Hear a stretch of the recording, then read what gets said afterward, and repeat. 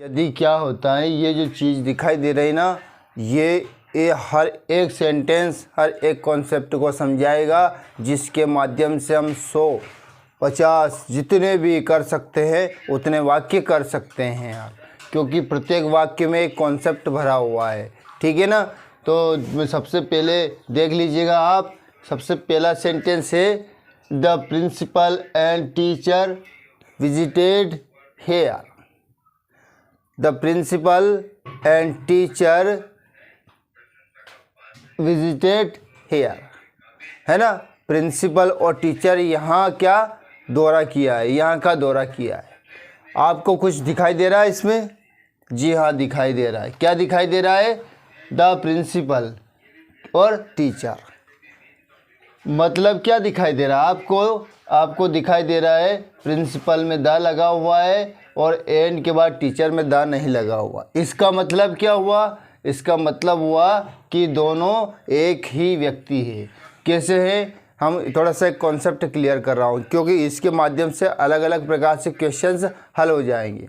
यदि दो singular noun है ना, एंड से जुड़ी हो, कोई भी दो सिंगुलर नाउन है, जैसे प्रिंसिपल है, टीचर है, ये सिंगुलर नाउन है, और एक आई से जुड़ी हुई है, एंड से जुड़ी हुई है, तथा इसके पहले एक ही वस्तु या जानवर, और इसके पहले जैसे एंड के पहले या जिसके भी पहले जो एक ही वस्तु या जानवर का बोध होता हो, है ना, एक ही वस्तु या जानवर का बोध होता है, तो सबसे पहले क्या होता है? फर्स्ट सिंगुलर नाउन के हिसाब से द का प्रयोग किया जाता है। इससे तीन चीज़ समझ में आएगी आपको। क्या चीज़ समझ में आएगी? कि क्या दो सिंगुलर नाउन है, और दो सिंगुलर नाउन हो, अलग अलग प्रकार की व्यक्ति है, अलग अलग प्रकार की वस्तुएं हैं, ये प्रिंसिपल है, ये टीचर है, और इसमें से सबसे पहले वाली नाउन में यदि द लगा हुआ है, ठीक है ना, तो दोनों चीज़ को क्या है? ये दोनों एक ही चीज़ है। ये कॉन्सेप्ट समझ में आया कि यदि दो नाउन हैं, दो क्या है? दो नाउन है, और दो नाउन एंड से जुड़ी है, और सबसे पहले वाली नाउन में यदि द आया है तो वो एक ही चीज़ मानी जाएगी। ठीक है, कॉन्सेप्ट क्लियर हुआ।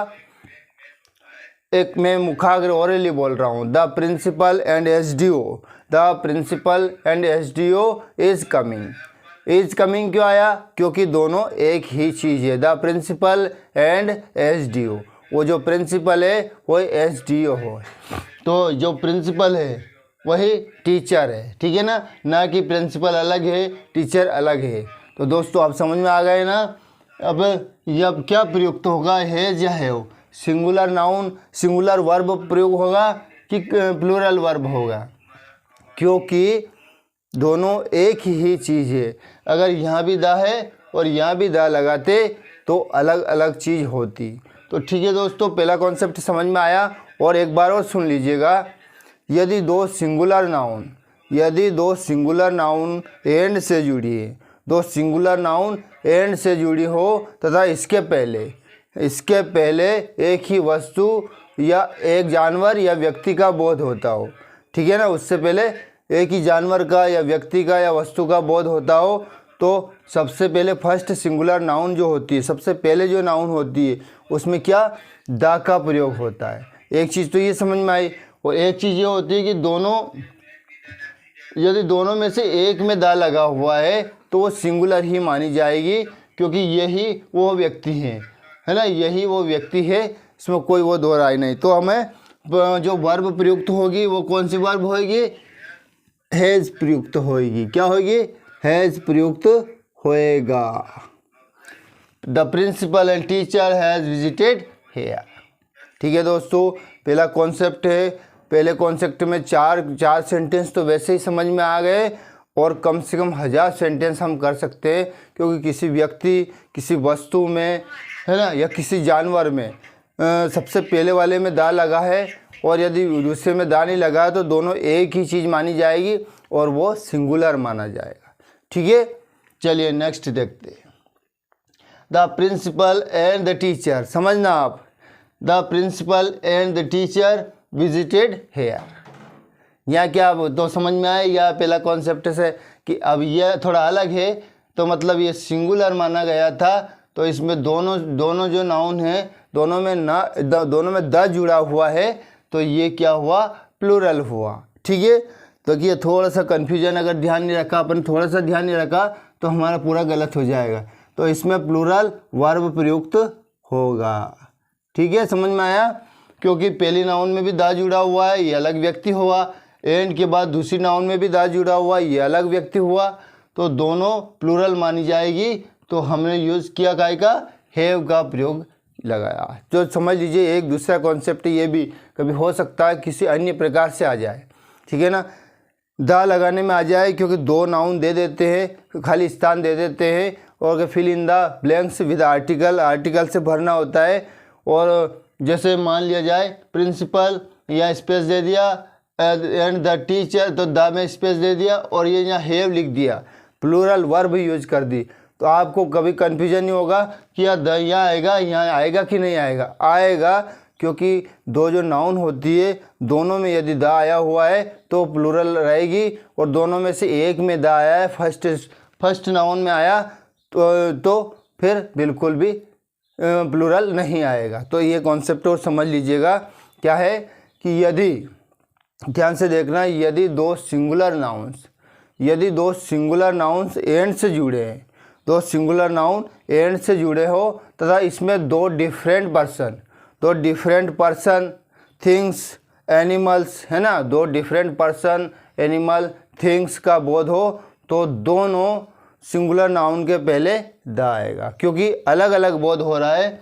ये टीचर, ये प्रिंसिपल अलग है, टीचर अलग है, उसमें प्रिंसिपल ही टीचर था, क्योंकि द केवल यहीं आया था। तो दोस्तों याद रखना, यदि दोनों एंड के बाद दोनों नाउन में द आया है, एंड के पहले भी आया, एंड के बाद जो भी नाउन आए उसमें भी आया, तो वो प्लूरल मानी जाएगी। ठीक है, चलिए अगला कॉन्सेप्ट देख लीजिएगा।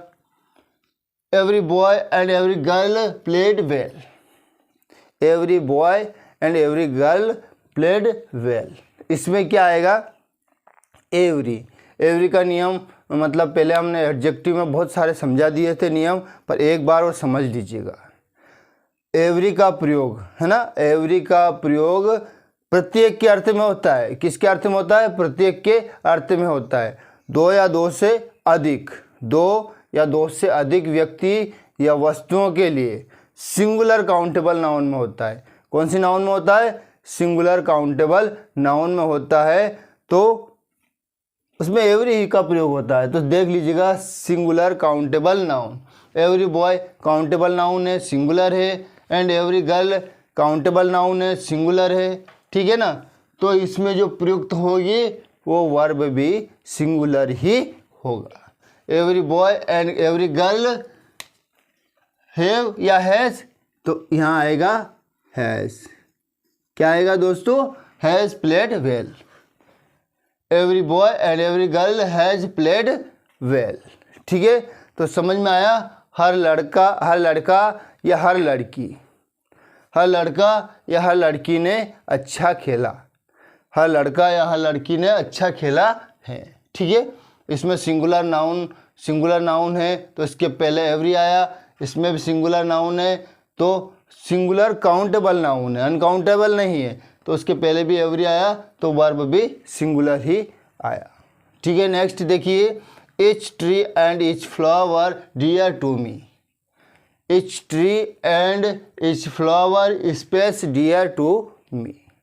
ठीक है, समझ में आ रहा, तो ईच का प्रयोग और देख लेते हैं। ईच का क्या है कॉन्सेप्ट, ईच का प्रयोग प्रत्येक के अर्थ में होता है, जैसे एवरी का होता है ना, इसी प्रकार से इसका भी मतलब प्रत्येक के ही सेंस में होता है। दो या दो से अधिक व्यक्ति या वस्तुओं के लिए सिंगुलर काउंटेबल नाउन के पहले होता है। ठीक है, याद रखना है, दो या दो से अधिक सिंगुलर काउंटेबल नाउन के पहले होता है। ठीक है, तो एच ट्री प्रत्येक पेड़, मतलब ट्रीज नहीं आया क्योंकि सिंगुलर काउंटेबल नाउन के पहले हुआ है, तो each tree and each flower भी काउंटेबल नाउन में आया है। ठीक है ना, अनकाउंटेबल में नहीं आया, तो each tree and each flower dear to me, मुझे प्रिय हैं। प्रत्येक वृक्ष और प्रत्येक फूल मुझे प्रिय हैं। तो इसमें वर्ब कौन सी आएगी, सिंगुलर आएगी या प्लूरल आएगी? क्या इसमें क्या आएगी, सिंगुलर आएगी या प्लूरल आएगी? तो दोस्तों इसमें सिंगुलर ही आएगी। Is every each tree and each flower is dear to me, is या आर, इसमें से हमें सिंगुलर वर्ब आएगी। अब देख लीजिएगा, bread and butter, bread and butter the only food for the people, bread and butter the only food for people. Bread and butter तो एक फ्रेज है, ब्रेड एंड बटर साथ में जुड़ी हुई चीज़ें, पता यही चल रहा है कि ये सिंगुलर है।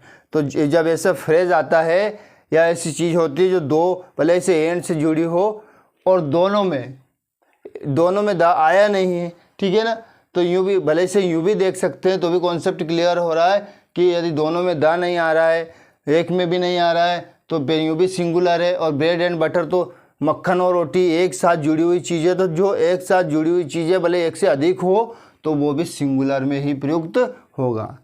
तो क्या हो गया, bread and butter is the only food for people, bread and butter मक्खन और रोटी लोगों का प्रमुख भोजन है।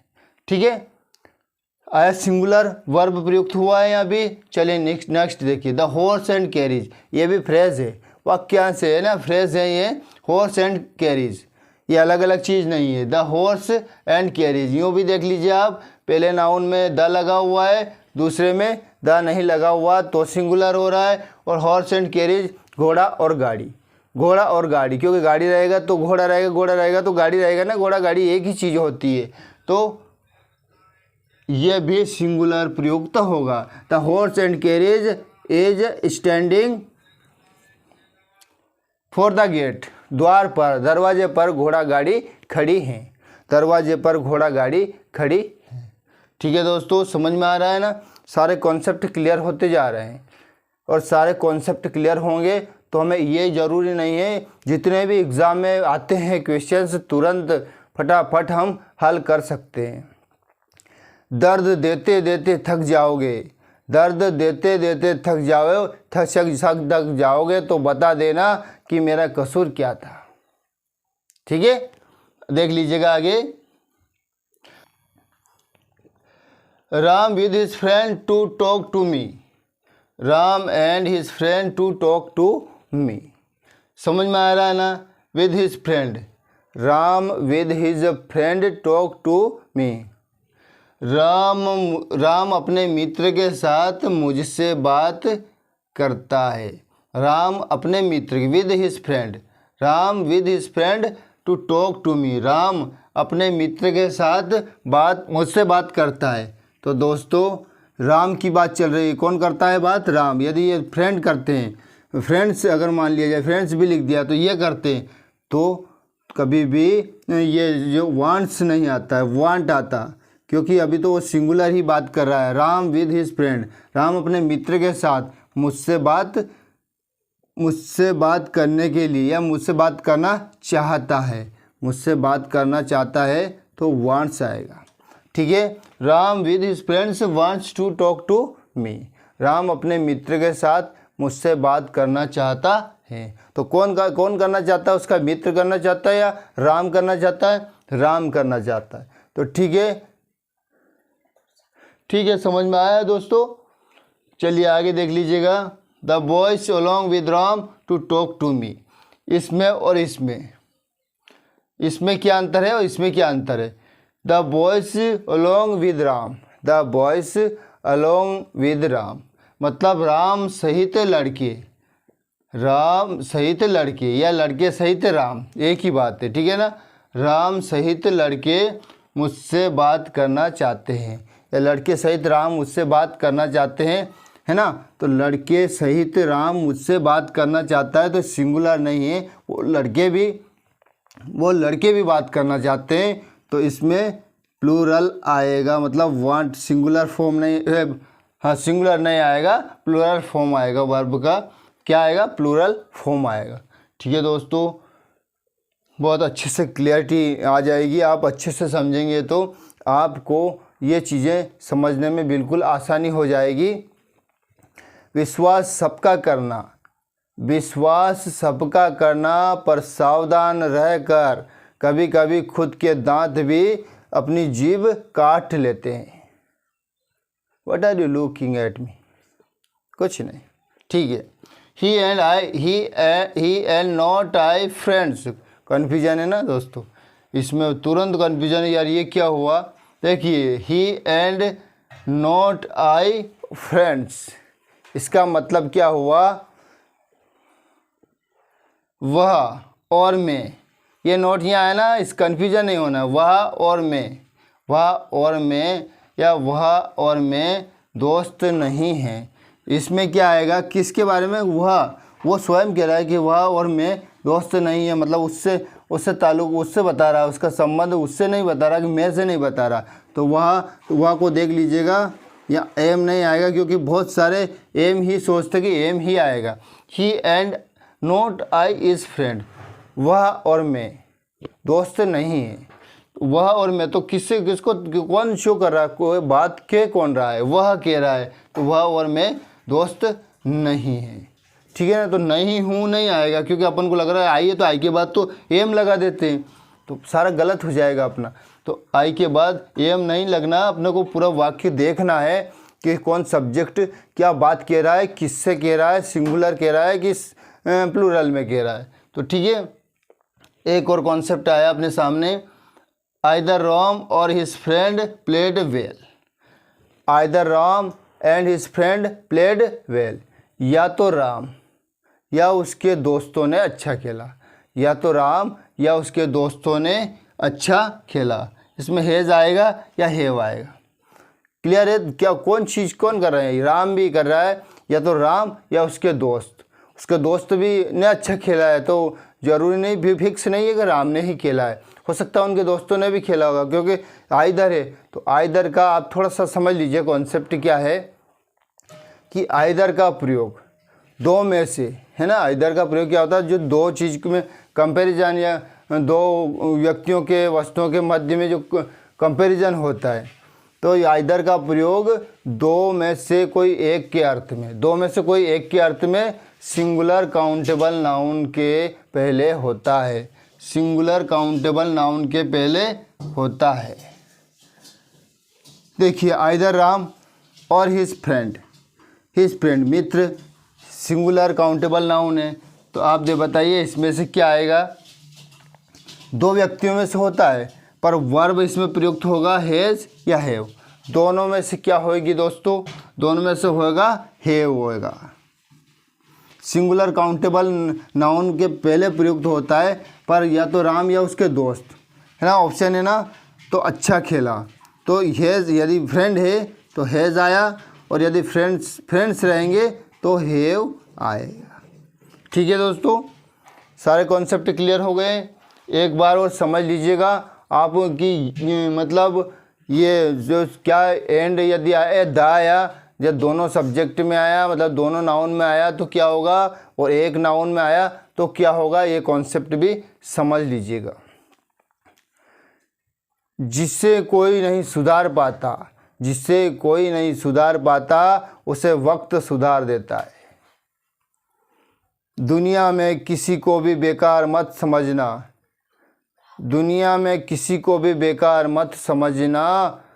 क्योंकि जो पेड़ फल नहीं देता है वो छाया अवश्य देता है। सत्य कहो, स्पष्ट कहो न सुनकर झूठ। सत्य कहो, स्पष्ट कहो न सुंदर झूठ। चाहे कोई खुश रहे, चाहे जाए रूठ। ठीक है दोस्तों, कॉन्सेप्ट समझ लीजिएगा। पहले में क्या हुआ कि सिंगुलर वर्ब क्यों प्रयुक्त हुआ है, क्योंकि यदि दो सिंगुलर नाउन्स एंड से जुड़े हैं और उससे पहले एक ही वस्तु या जानवर या व्यक्ति जो भी जिसका भी बोध हो रहा है, ठीक है ना, तो पहले सिंगुलर नाउन के हिसाब से ही क्या होता है, द का प्रयोग होता है, और उसे ही मेन माना जाता है कि द प्रिंसिपल एंड टीचर। तो जो प्रिंसिपल है वही शिक्षक है। अगर ये द यहाँ होता तो इसको यहाँ नहीं लगता है, लगता तो यहाँ या फिर दोनों में लगता, तो ये दोनों एक ही चीज़ है, मतलब सिंगुलर चीज़ है। अब आगे देख लीजिएगा, इसमें द प्रिंसिपल एंड टीचर, मतलब दोनों में, दोनों के पहले द आया है और एंड से जुड़ा है, तो मान लीजिएगा कि दोनों अलग अलग चीज़ें हैं, प्रिंसिपल अलग है और टीचर अलग है। और every boy and every girl, इसमें अगर एवरी का प्रयोग आया था तो अभी समझाया हमने कि एवरी का प्रयोग प्रत्येक दो में से अधिक व्यक्तियों, वस्तुओं, दो में से अधिक व्यक्तियों और वस्तुओं, ठीक है ना, के लिए सिंगुलर काउंटेबल नाउन के पहले होता है, ठीक है ना। तो इसमें भी उस वाक्य में जो भी वर्ब प्रयुक्त होगी वो सिंगुलर ही होगा, ठीक है दोस्तों। ये एक क्वेश्चंस में हम 1000 क्वेश्चंस कर सकते हैं, अलग अलग टाइप से कर सकते हैं, क्योंकि हमें एंड का कॉन्सेप्ट समझ में आया और द किस में लगा हुआ, यदि दोनों में लगा हुआ तो ये समझ में आया, और इसमें से यदि एंड से जुड़ा, एंड के बाद नोट आया और भले से कोई भी चीज़ आए तो मेन चीज़ को इसको केंद्रित किया जाता है, जो मेन सब्जेक्ट होगा, मतलब फर्स्ट सब्जेक्ट होगा, उसके माध्यम से ही वर्ब प्रयुक्त करते हैं हम, ठीक है दोस्तों। Please like me, subscribe me and comments me. Thank you, bye.